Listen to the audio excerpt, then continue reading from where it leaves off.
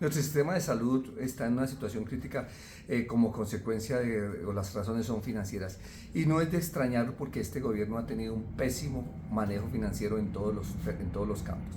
La UPC, como bien lo dijo la Corte Constitucional, era insuficiente desde el año 2021. En el 2022 y en el 2023 este gobierno aumentó un poco la UPC al 12% y después al 9%. De eso se jacta el ministro, de que ha sido la UPC que más ha aumentado en mucho tiempo. Pero ¿qué pasó? En 2023, en el 2024 y en el 2025 volvió a rebajar la UPC al 5%, a los niveles que tenía antes de 2021. Por supuesto, esto es insuficiente. ¿Cuál ha sido la argumentación del gobierno? Que es que la UPC es suficiente y cae en una contradicción muy grande.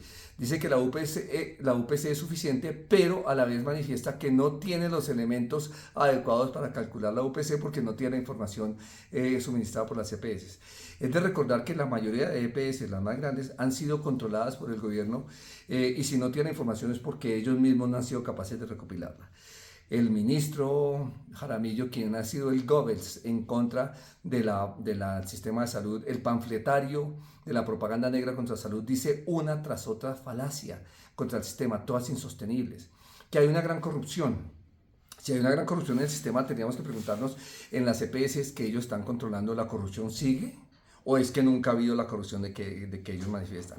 Si hay la corrupción que él dice en el sistema, ¿por qué razón cuando la Corte Constitucional dijo que tenían que devolver Sanitas, la devolvieron sin decir nada? ¿Por qué no impugnaron ese fallo? ¿Por qué no reclamaron? La entregaron. Si tuvieran pruebas de que había gran corrupción, era el momento de mostrarlas. No lo hicieron. El otro argumento del ministro, que es que los empresarios no aportan lo suficiente. Y argumenta que es que existen unas exenciones tributarias. Si hay exenciones tributarias no es culpa de los empresarios, las exenciones tributarias las establece el gobierno.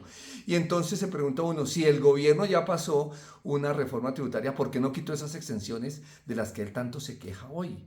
El ministro Jaramillo habla de Bookman Master, habla de Pastrana, habla de Uribe, pero no habla del niño Kevin Acosta, ni el paciente Joseph Pinzón que fallecieron. Se dedica a culpar, en el caso de Kevin, a la mamá y en el caso del paciente de leucemia no tiene a quién culpar. Habla de ellos. Él como ministro debe ser el garante de la salud de las personas, no el politiquero panfletario que ha sido durante mucho tiempo. El problema de la salud es económico y el próximo gobierno lo solucionará como se solucionan los problemas económicos, con dinero. Hay que buscar los recursos, claro que sí. El sistema de salud afronta una crisis económica por el crecimiento de la población de mayor edad. Eso genera una presión sobre el sistema. En segundo lugar, por el aumento de los costos de la tecnología. Genera presión sobre el sistema. Es un problema que se resuelve con dinero, no con oportunismo político para distraer la atención y tratar de establecer un sistema socialista.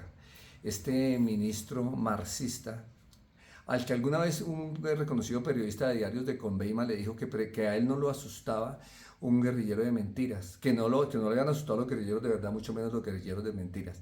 Eso lo dijo un ilustre periodista de Ecos del Conveima cuando él era gobernador y desde esa época perseguían periodistas. Yo tendría que corregir hoy en día a ese ilustre periodista y decirle que a nosotros nos asusta más un guerrillero de mentiras que un guerrillero de verdad. Muchas gracias. ¿Cómo que